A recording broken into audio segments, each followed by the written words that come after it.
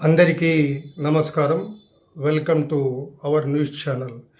ఇవాళ పీడిఎఫ్లు YouTube channels వచ్చాక జర్నలిస్టులు గంపగుత్తగా తయారైపోతున్నారు.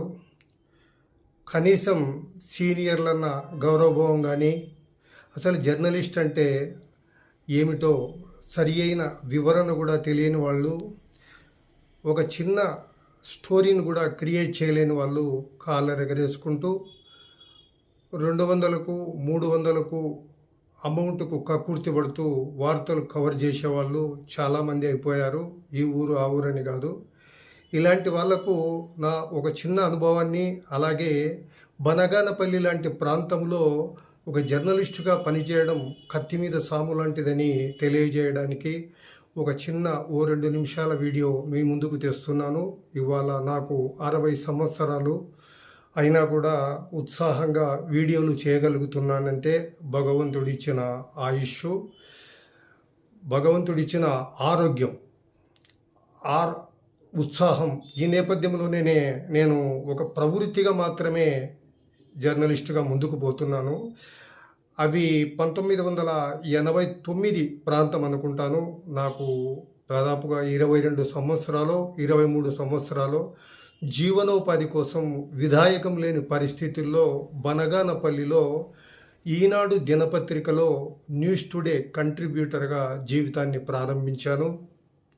సహజ సిద్ధంగా స్టోరీలు రూపకల్పన చేయడం నాకు వెన్నతో పెట్టిన విద్య లాంటిది.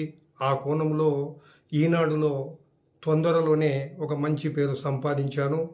అప్పట్లో ఈనాడు దినపత్రిక ఒక ప్రత్యేక సంచిక విడుదల చేస్తే ఉమ్మడి కర్నూలు జిల్లాలోనే ఎక్కువ స్టోరీలు రూపకల్పన చేసిన 2వ విలేకరిగా నేను గుర్తింపు పొందానంటే అది నాలోని స్పాంటేనియస్, అలాగే స్టోరీస్ రూపకల్పన చేయడంలో ఉన్న నిష్ణాతత, టాలెంట్ అని కూడా నేను గర్వంగా చెప్పుకుంటాను.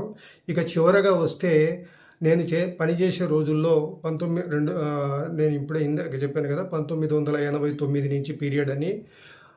మంచి బనగానపల్లె అప్పుడు పాణ్యం నియోజకవర్గం ఉండేది. ఆ రోజుల్లో ఎన్నికల నిర్వహణ, వార్తలు కవర్ చేయాలంటే కూడా కత్తి మీద సాము లాంటిది.